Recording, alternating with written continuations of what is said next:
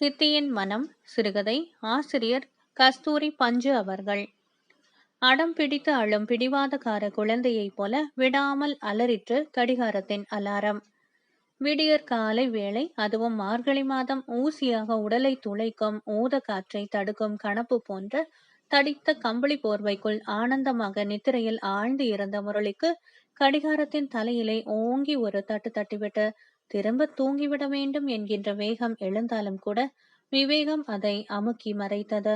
பரீட்சை எழுத வந்த இடத்திலே படிப்பதற்கு பதில் படுத்தாவது என்கின்ற கடமை உணர்வு உந்த உள்ளத்தை கவ்வியிருந்த சோம்பலை உடல் மீதம் இருந்த போர்வையுடன் சேர்த்து தூக்கி தூர எறிந்துவிட்டு விருட்டென்று எழுந்து கொண்டான். அதே சமயம் அடுத்த அறையில் பேச்சுக்குரல் கேட்டது.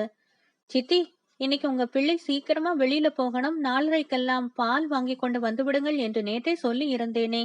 மணி 5 அடித்து விட்டதே, இன்னும் போகலையா நீங்கள் என்ற கிரிஜாவின் குரலுக்கு பதிலாக, இதோ இதோ ஒரு நிமிஷத்துல வாங்கிண்டு வந்துன்றேண்டி அம்மா, என்னையும் மீறி கண் அசந்து விட்டேன் என்று பரபரப்புடன் சொன்ன ருக்மணி பால் பாட்டில்களுடன் ஓடினாள்.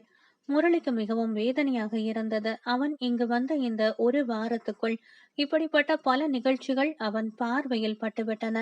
வாலிப வயதினனான அவனையே அச்சுறுத்தும் இந்த கடும் குளிரில் முதிய வயதும் வசதிகள் பல கொண்ட ஒரு பெரிய அதிகாரியின் அன்னை ஸ்தானத்தில் இருப்பவளுமான ருக்மணி இந்த மாதிரி பால் பாட்டில்களுடன் ஓடும் காட்சி பார்க்க மிகவும் கன்றாவியாக இருந்தது அவனுக்கு.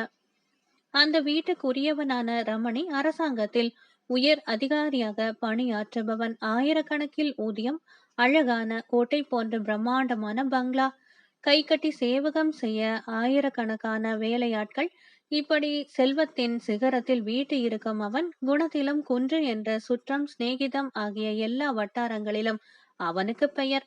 அப்படித்தான் முரளியும் ரமணியை பற்றி இதுநாள் வரையிலும், இங்கு வருவதற்கு முன்பு வரையிலும் அபிப்பிராயம் வைத்து இருந்தான். ஆனால் உள்ளே இருந்து பார்த்தால் தானே ஊழல் தெரிகிறது. அவனும் அவன் மனைவி கிரிஜாவுமாக அந்த ருக்மணியை எப்படியெல்லாம் ஆட்டி படைக்கிறார்கள். அடிநாளில் 1000 மனஸ்தாபங்கள் இருக்கலாம். அதையெல்லாம் மறக்காமல் மனதில் வைத்து கொண்டு அதற்கு வட்டியும் முதலுமாக பழி வாங்குபவன் ஊரும் உலகமும் கொண்டாடும் உயர்ந்த மனிதனாக எப்படி இருக்க முடியும்?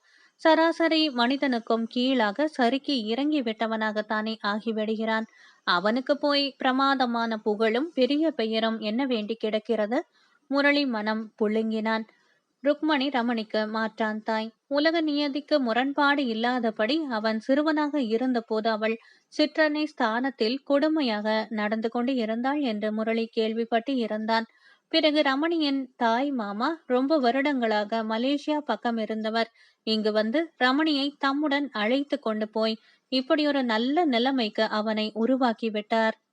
இதற்கிடையில் ரமணியின் தந்தை காலமாகிவிடவே ஆதரிப்பவர்கள் யாரும் இல்லாமல் ருக்மணி தன்னந்தனியாக கிராமத்திலே திண்டாடி கொண்டு இருக்கிறாள் என்பதை கேள்விப்பட்ட ரமணி அங்கு விரைந்து ஓடிப்போய் அவளை தன்னுடன் தங்கிவிட வேண்டும் என்று வற்புறுத்தி அழைத்து வந்துவிட்ட பெரும் போக்கை இன்றும் கூட முரளியின் பெற்றோரும் மற்றவர்களும் வாயோயாமல் சொல்லும் விந்தையை முரளி தன் செவிகளாலேயே கேட்டு இருக்கிறான்.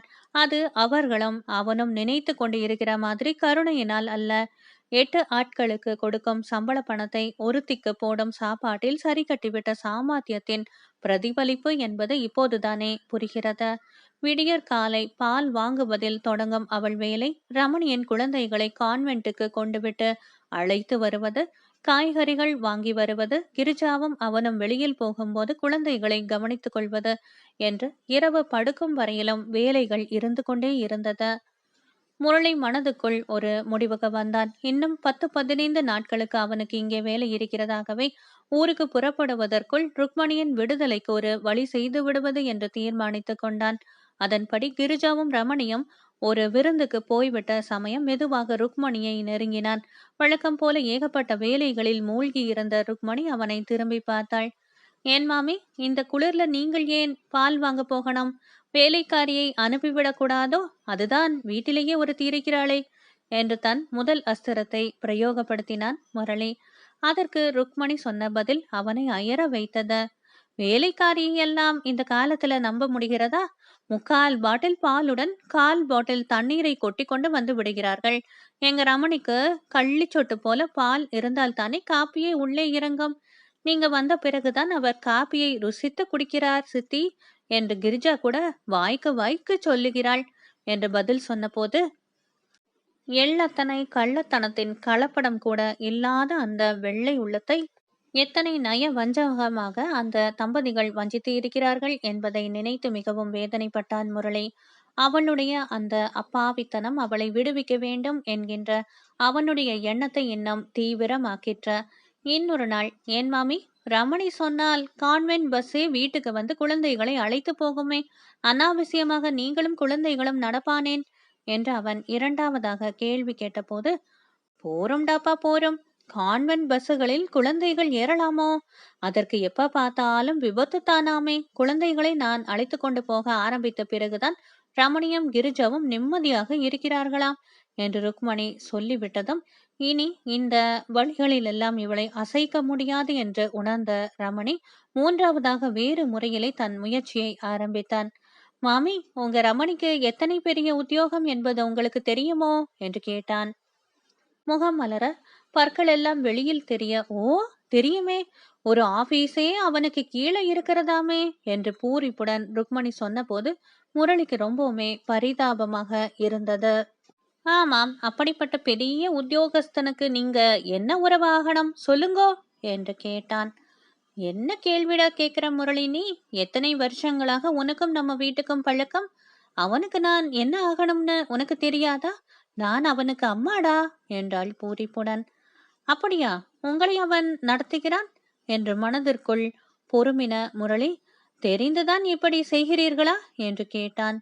எப்படிடா செய்கிறேன் என்று பதட்டத்துடன் கேட்டாள் ருக்மணி. பெரிய அதிகாரிக்கு அம்மாவாக வீட்டிலேயே உட்கார்ந்து அதிகாரம் செய்து கொண்டு இருக்காமல் எடுபடி ஆளை போல இப்படித்தான் பாலுக்கும் பள்ளிக்கூடத்துக்கும் அலைவதா? பார்ப்பவர்கள் ரமணியைத்தானே குறை சொல்லுவார்கள். அவனுக்கு மனசுக்கு எத்தனை வருத்தம் தெரியுமா என்று ஒரு போடு போட்டான் முரளி. முகம் வெளுத்து போயிட்டு ருக்மணிக்கு. ஏண்டா முரளி, ரமணி அப்படியா வருத்தப்படுகிறான்? ஆமாம், பாலுக்கு நான் போகாவிட்டால் கள்ளிச்சோட்டு போல பால் கிடைப்பதும், குழந்தைகளை நான் அழைத்து போகாவிட்டால் அவர்கள் ஜாக்கிரதையாக போய் சேருவதும் ரொம்ப கஷ்டம் என்று ரமணியும் கிரிஜாவும் அடிக்கடி சொல்லுகிறார்களே, அதெல்லாம் சுத்த போய் என்றான் முரளி உற்சாகமாக. அவன் முயற்சி வெற்றி பெற ஆரம்பித்து விட்ட ஆனந்தம் அவனுக்கு. உங்களுக்காக அந்த மாதிரி சொல்லுகிறார்களோ என்னவோ, ஆனால் உண்மை அதுவல்ல. நீங்கள் வருவதற்கு முன்னால் பால் வாங்காமல் குழந்தைகள் பள்ளிக்கூடம் போகாமலா இருந்தார்கள் என்றான். தலையை குனிந்து கொண்ட யோசனையுடன் அந்த இடத்தை விட்டு அகன்றாள் ருக்மணி. வயதான ஒருத்தியை வஞ்சகமாக வருத்துவதிலிருந்து மீட்டுவிட்ட திருப்தியுடன் தூங்க போனான் முரளி. மறுநாள் அடுத்த அறையில் கிரிஜாவின் குரல் கேட்டிற்ற. சித்தி, மணி 5 அடித்து விட்டதே. உங்க பிள்ளை இன்னைக்கு சீக்கிரமாக வெளியில போகணும்னு சொன்னாரே என்ற கிரிஜாவுக்கு பதிலாக, இதோ இதோ கிளம்பி விட்டேன் என்று சொல்லாமல், கிரிஜா, நான் பால் வாங்க போகல, வேற யாரையாவது அனுப்பிவிடு என்று ருக்மணி சொன்னதும் கிரிஜாவின் முகத்தை முரளி பார்க்காவிட்டாலும் கூட அதில் பரவி பாய்ந்த திகைப்பை அவனால் நன்கு ஊகித்தறிய முடிந்தது. அதன் பிறகு கான்வென்ட்டுக்கும் ரமணியின் காரில் தான் குழந்தைகள் கிளம்பினர். கிரிஜாவுக்கும் முரளிக்கும் முகத்தில் ஈ ஆடவில்லை. குசு குசுவென்று பேசிக்கொண்டார்கள். குட்டி போட்ட பூனையைப் போல இப்படியும் அப்படியுமாக அர்த்தமே இல்லாமல் நடந்தார்கள். பிறகு முரளியின் அருகில் வந்த ரமணி அவன் கைகளை பிடித்து கொண்டு, முரளி, சித்தி இன்றைக்கு பாலுக்கு போகலடா, குழந்தைகளையும் ஸ்கூலுக்கு அழைத்து கொண்டு போகவில்லை என்றான். முரளியின் மனதில் பாசியாக கசப்பு படர்ந்தது. அட கஞ்ச பயலே, பணத்துக்கு இப்படியா பேயாக பரப்பது என்று உள்ளுக்குள் நினைத்து கொண்டவன், வாங்கி கொண்டு வராவிட்டால் போகட்டுமே ரமணி, அதற்கு அனுப்பவா உன்னிடம் ஒரு வேலையாள் இல்லை என்றான். ஒன்று என்னடா முரளி, 1000 வேலையாட்கள் என்னிடம் இருக்கிறார்களானால் இந்த மாதிரி ஒரு சித்தி எனக்கு இருக்க வேண்டாமா என்று அவன் சொன்னது முரளிக்கு புரியவே இல்லை. என்னடா சொல்ற ரமணி?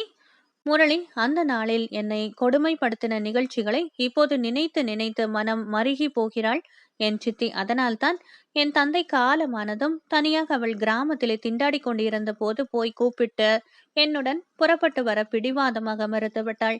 முரளி, உன்னை படுத்தினதற்கான பாவங்களை நான் அனுபவித்து கொண்டுதாண்டா இருக்கணும். ஆகையால் என்னை சௌக்கியமாக வைத்து கொள்ளும் எண்ணத்திலே கூப்பிடும் உன்னுடன் நான் வரவே மாட்டேன் என்று சித்தி சொன்னதும் சட்டென்று எனக்கு ஒரு யோசனை தோன்றிற்று. உடனே நான், சித்தி, உண்மையை சொல்லிவிடுகிறேனே, உன்னை நான் அழைத்து போவது பூரா உன் சுகத்துக்காக மட்டுமில்லை, என்னுடைய சுயநலத்துக்காகவும் தான்.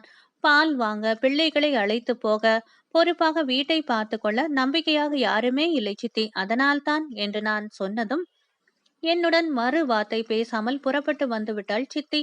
அதை ஊர்ஜிதம் செய்யும் வகையில்தான் ஒரு நாளைக்கு பல முறைகள் நானும் கிரிஜாவும் பாலின் கலப்படம், பஸ்ஸின் விபத்து இவற்றை பற்றி பேசி பேசி சித்தியின் இருப்பு எத்தனை அவசியம் என்கின்ற நம்பிக்கை அவளுக்கு நிலைநிறுத்த பாடுபட்டு வருகிறோம்.